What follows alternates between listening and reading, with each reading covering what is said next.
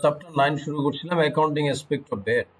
তো শুরুতে আমরা চ্যাপ্টার স্ট্রাকচার দেখছি। এখানে আমরা জার্নাল এন্ট্রি করব, সেলস, পারচেজ এবং ব্যাট সংক্রান্ত জার্নাল এন্ট্রিগুলো এবং কস্ট শিট সাথে ব্যাট ক্যালকুলেশন থাকবে। জার্নাল এন্ট্রিগুলো গ্রুপে অলরেডি শেয়ার করা আছে, যে আমরা ক্রয় ব্যাট বিক্রয় ব্যাটের জন্য আমরা কি জার্নাল দিব এবং ব্যাট ক্যালকুলেশন কিভাবে করব। এবং আরেকটা শিট দেওয়া আছে স্ট্রাকচারটা আশা করি তোমরা পারবা কস্ট শিটের। তো এটা দেখে নিবা, এই পয়েন্টগুলো শুধু খেয়াল রাখবা। Raw material, prime cost, total manufacturing cost, cost of goods manufacture, আর cost of goods sold. Number 6 total cost, এটার সাথে যোগ হবে প্রফিট, এবং নাম্বার 7 সেলস আসবে। এই 7টা পয়েন্ট মনে রাখলেই হবে। আমরা 1 শেষ করছিলাম, 2 এগুলা দেয়া হয়েছে।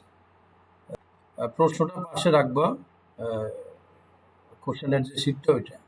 Illustration 5 Azad limited has purchased goods for টাকা 4,60,000।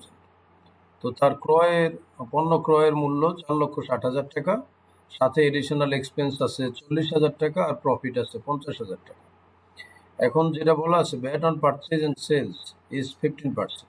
আমাদের করণীয় হলো invoice value and its output VAT. তো invoice value that means sales value, ঠিক আছে। ইনভয়েস ভ্যালু বলতে আমরা সেলস ভ্যালুকে বলতেছি, বিক্রয় মূল্য, এটা বের করতে বলে। এবং ইনপুট ব্যাট, তো সেলস ভ্যালুর সাথে আবার আউটপুট ব্যাট, এটাও তো আমরা জানি যে আউটপুট ব্যাট হলো বিক্রয়ের সাথে যুক্ত, আর ইনপুট ব্যাট হলো ক্রয়ের সাথে। এবং সর্বশেষ যে এই যে আউটপুট ব্যাট এবং ইনপুট ব্যাটের যে ব্যালেন্স হবে, এখান থেকে আমাদের আলটিমেটলি কত টাকা ব্যাট পেয়েবল হবে এটা নির্ধারণ করতে হবে। তো আমরা প্রশ্নের অ্যান্সারে যাই। প্রথমে ইনভয়েস ভ্যালু। তো ইনভয়েস ভ্যালু বের করব কিভাবে?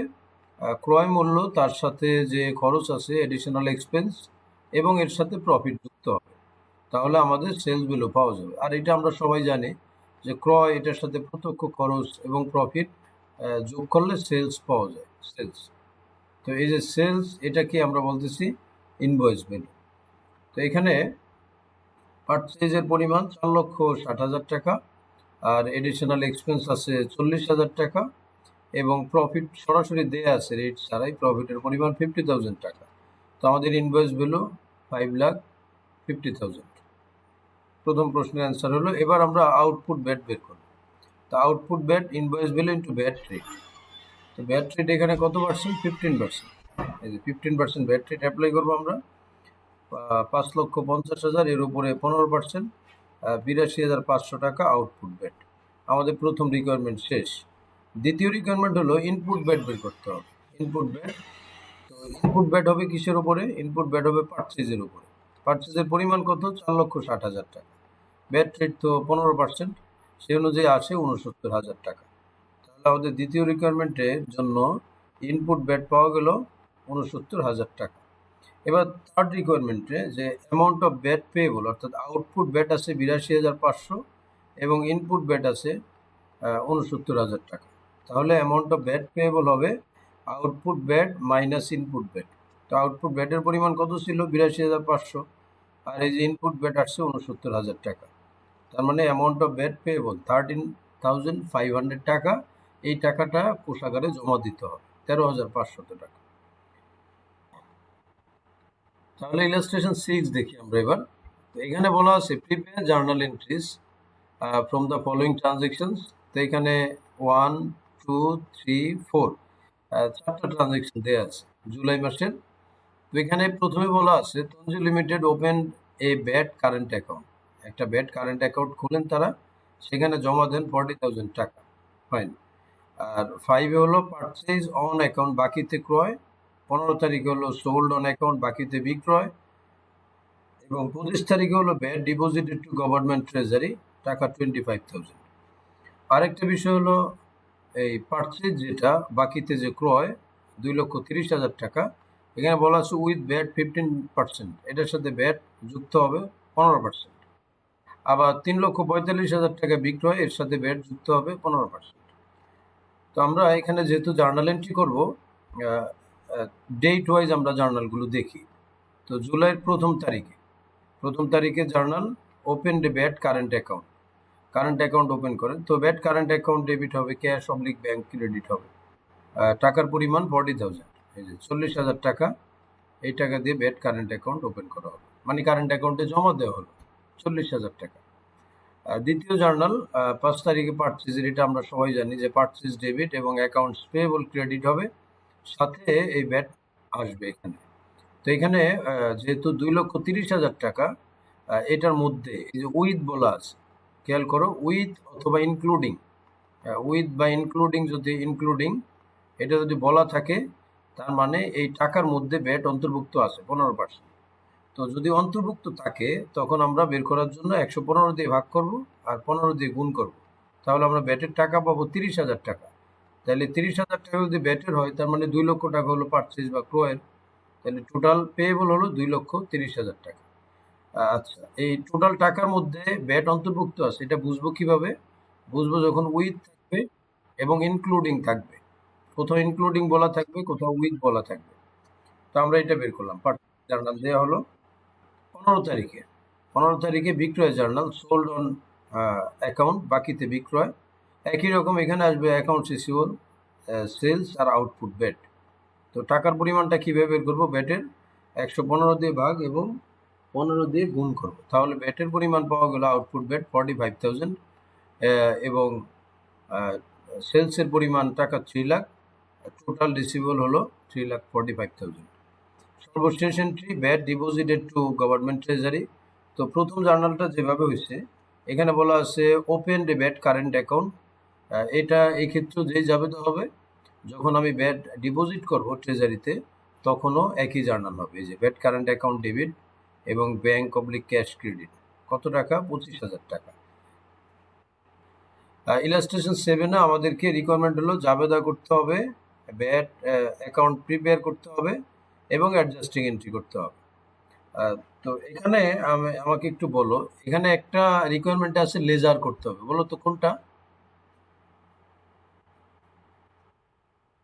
2 নাম্বারটা, এই যে ব্যাট অ্যাকাউন্ট, যখন কোনো অ্যাকাউন্ট করতে বলবে, তো তার মানে এখানে আমাদের লেজার করা লাগবে, ঠিক আছে?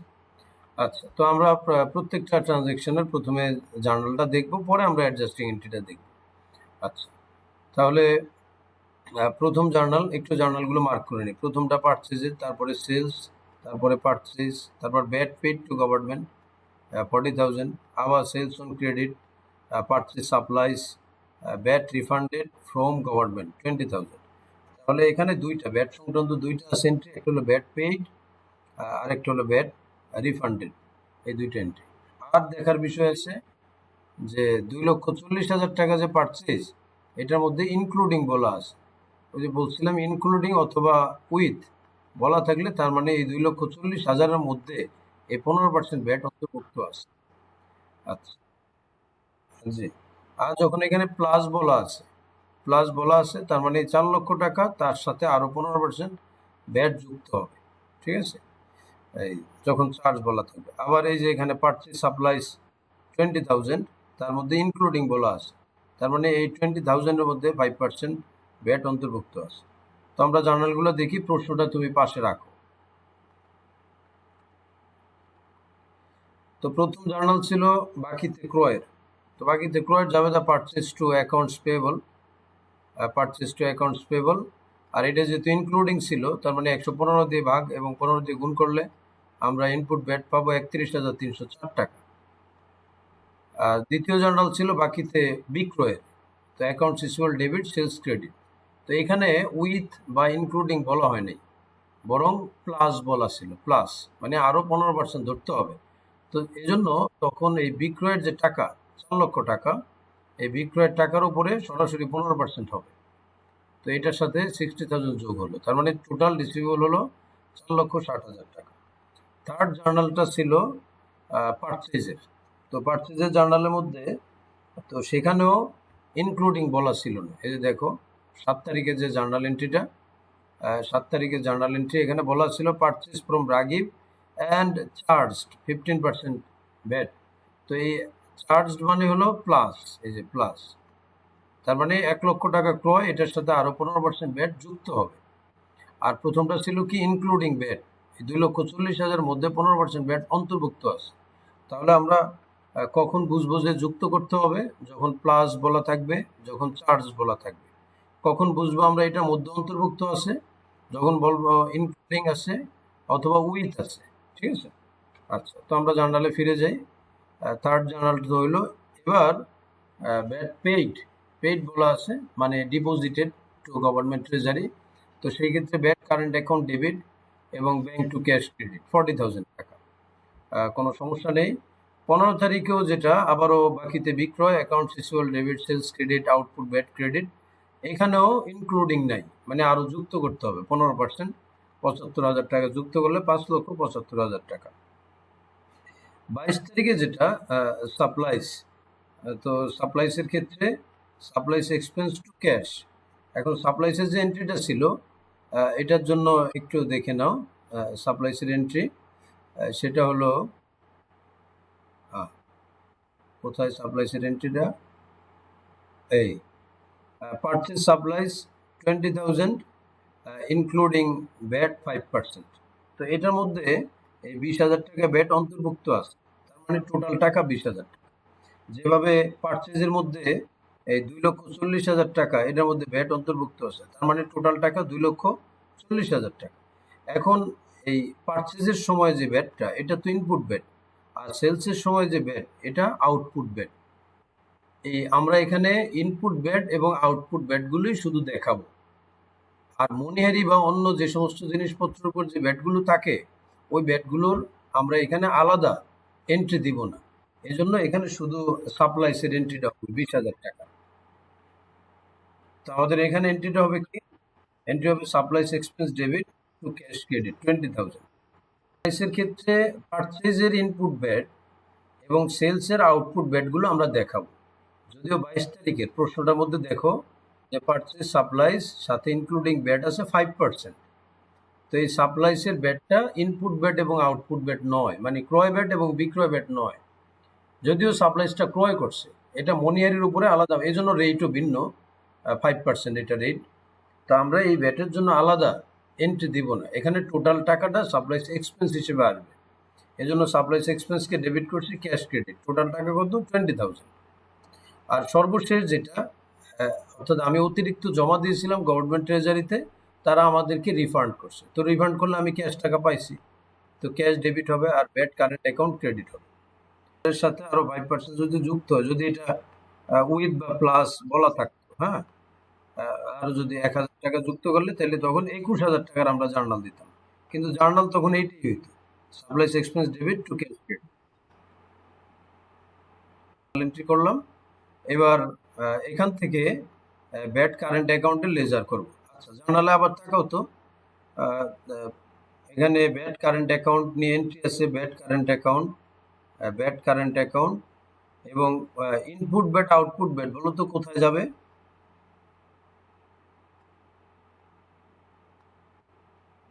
ইনপুট ব্যাট আউটপুট ব্যাট, এই এন্ট্রিগুলো কোথায় যাবে?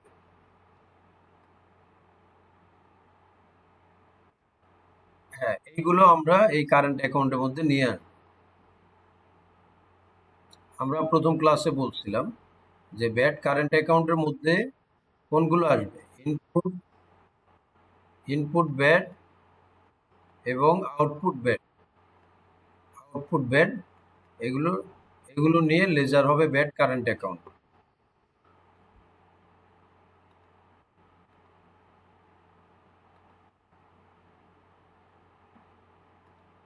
তো এখানে দেখো কোন কোন তারিখে আছে ব্যাট কারেন্ট অ্যাকাউন্ট এবং ইনপুট ব্যাট। তো প্রথম তারিখে আছে, বা তারপরে 5 তারিখে আছে, 7 তারিখেও আছে, 11 তারিখেও আছে, তারপরে 15 তারিখে আছে, 23 তারিখে আছে, শুধু 22 তারিখ বাদে।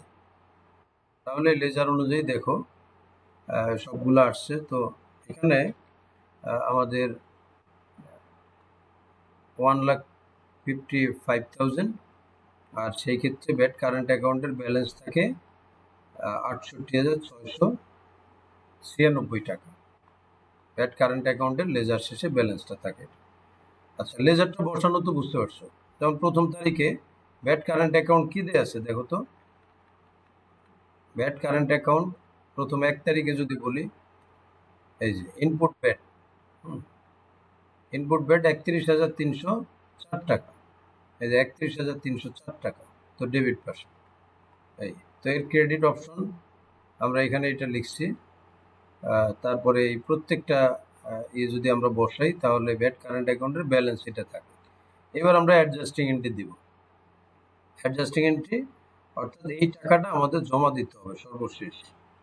এই যে 68,696 টাকা আছে, এই টাকাটা এখন আমাদের হাতে আছে, এটা আমরা সরকারি কোষাগারে জমা দিব। অর্থাৎ আমাদের কাছে জমা হয়েছিল 1,55,000 টাকা, আর আমরা কোষাগারে জমা দিছি এই টাকাটা, এই যে 31,304, 15,000, 40,000, তো এই টাকাটা এখন আমাদের জমা দিতে হবে 68,696 টাকা। তো এটা ব্যাট, এইটাকেই আমরা অ্যাডজাস্টিং এন্ট্রি বলতেছি, যে ব্যাট কারেন্ট অ্যাকাউন্টে এটা জমা হবে 68,696, আর আমাদের কাছ থেকে ক্যাশ এই টাকাটা যাবে। এইটা এখানে জানুয়ারি মাসের তথ্যগুলো দেওয়া আছে, বলা আছে compute the bat. Bat calculation করতে হবে। প্রথমে র material purchased, direct labour, works overhead 10% on prime cost, administrative overhead দেওয়া আছে, সেলিং অ্যান্ড ডিস্ট্রিবিউশন ওভারহেড। শেষে যেটা বলা আছে, company sell the product by adding 10% profit on cost, ব্যয়ের উপরে 10% প্রফিট ধরে বিক্রয়ের জন্য। আচ্ছা, এখান থেকে আমাদের ব্যাট ক্যালকুলেশন করতে হবে। এই যে ব্যাট ক্যালকুলেশনে যে আমরা ফর্মুলা বলছিলাম, ভ্যালু অ্যাডেডের সাথে 15% যোগ করতে হবে। তাহলে আমাদের ম্যাটেরিয়াল পারচেজ কত টাকা? 11,20,000 টাকা। ডাইরেক্ট লেবার 3 লক্ষ টাকা। তো এই দুইটা যোগ করলে আমরা পাবো প্রাইম কস্ট 14,20,000। আর প্রাইম কস্টের উপরে, এই যে প্রাইম কস্ট 14,20,000, প্রাইম কস্ট 14,20,000, এর উপরে 10% ধরতে বলা হলো যে ওয়ার্কস ওভারহেড 1,42,000 টাকা।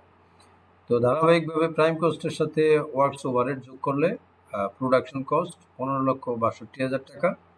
এটার সাথে অ্যাডমিনিস্ট্রেটিভ ওভারহেড এবং সেলিং ওভারহেড যোগ করলে আমরা পাবো টোটাল কস্ট। এখানে যেটা নাই, ওই যে চলতি কার্যের প্রারম্ভিক সমাপনী বা চূড়ান্ত বা তৈরি পণ্যের প্রারম্ভিক সমাপনী, finished goods work in process, এই তথ্যগুলো এখানে দেয়া নেই। এই কারণে আমরা সরাসরি টোটাল কস্টে চলে আসছি। তাহলে টোটাল কস্টের পরিমাণ 16,67,000 টাকা। এটার সাথে প্রফিট যুক্ত হবে 10%। এই যে বলা আছে কস্টের উপরে 10% প্রফিট অন দ্য কস্ট, তাহলে কস্ট হলো 16,67,000 টাকা, তার উপরে 10% প্রফিট হলে সেলসের পরিমাণ 18,33,700। তো সেলস আসছে। এখন আমাদের কাজ হলো ব্যাট ক্যালকুলেশন করব। তো ব্যাট ক্যালকুলেশন কিভাবে হবে? সেলস থেকে র মেটেরিয়াল ইউজড যদি বাদ দিই এবং রেট অ্যাপ্লাই করি, তখন আমরা ব্যাট ক্যালকুলেশন করব। আচ্ছা, কি বলবো, সেলস থেকে র মেটেরিয়াল ইউজ বাদ দিলে এটার আরেকটা নাম আছে, কি নাম বলো তো?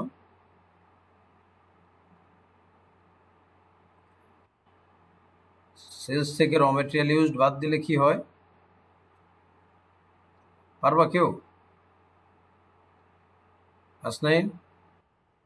Value added. হ্যাঁ, ভ্যালু অ্যাডেড। তাহলে সেলসের পরিমাণ 18,33,700, র মেটেরিয়াল ইউজ 11,20,000। তাহলে ব্যাটের পরিমাণ 1,07,055 টাকা। এই স্টেটমেন্ট এবং ব্যাট ক্যালকুলেশনে কোনো প্রবলেম আছে কিনা দেখো। 9 নম্বর দেখো, mister Palash purchased goods for টাকা 4,60,000। এখানে অ্যাডিশনাল এক্সপেন্স ইজ 40,000, আগের কোশ্চেনটাই। তো এখানে আমাদেরকে বলা হয়েছে যে ইনভয়েস ভ্যালু আর অ্যামাউন্ট অফ ট্যাক্স পেয়েবল এটা বের করতে, আন্ডার পে। তাহলে এটা যদি আমরা এইভাবে বের করি যে পারচেজ প্রাইস 4,60,000, এডিশনাল 40,000, তাহলে টোটাল কস্ট পাওয়া গেল 5 লক্ষ টাকা। এটার সাথে প্রফিট 50,000 যোগ করলে এই যে 5,50,000 আসছে, যেটা আমরা জার্নাল এন্ট্রি দেখাইছিলাম আর কি। ওইটাকে আমরা যদি স্টেটমেন্ট আকারে করি তাহলে এইভাবে হবে। তাহলে আউটপুট ব্যাট থেকে আউটপুট ব্যাট কত টাকা? 82,500 টাকা। আউটপুট ব্যাট আসবে কিসের থেকে? ইনভয়েস ভ্যালু থেকে। ইনভয়েস ভ্যালু বা সেলস ভ্যালু, এই যে ইনভয়েস ভ্যালু 5,50,000 টাকা, এটার উপর 15%। আর ইনপুট ব্যাট আসবে কিসের থেকে? পারচেজ প্রাইস থেকে। পারচেজ প্রাইস কত টাকা? 4,60,000 টাকা। এটার পার্থক্যটা ব্যাট পেয়েবল 13,50,000 টাকা।